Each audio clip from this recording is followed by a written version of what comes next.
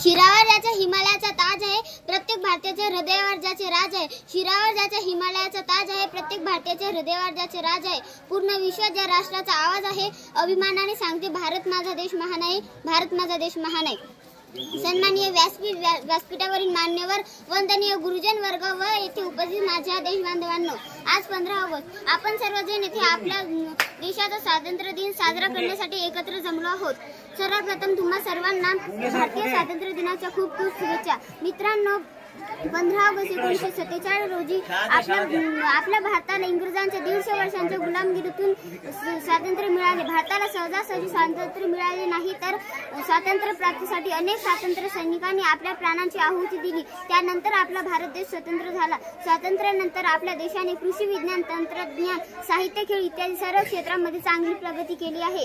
आज भारताकडे स्वतःची अनेक यंत्रणा आहे. भारत महासत्तेच्या दिशेने वाटचाल करीत आहे. तरीही भारतासमोर महागाई, भ्रष्टाचार, गरिबी यासारख्या समस्या आवासून उभ्या आहेत. या सर्व समस्यांचे उच्चाटन जोपर्यंत पूर्ण होणार नाही, तोपर्यंत भारत देश सुखी, संपन्न व प्रगत होणार नाही. चला तर मग सर्वांनी एकत्र येऊन आपल्या देशाला जगातील एक आदर्श देश बनवण्याचा प्रयत्न करूया. शेवटी मला म्हणावेसे वाटते की तिरंगा आमचा ध्वज उंच उंच फडकवूया, तिरंगा आमचा ध्वज उंच उंच फडकवूया. प्राणपणाने लढवून आम्ही शान देशाची वाढवूया, शान देशाची वाढवूया. धन्यवाद.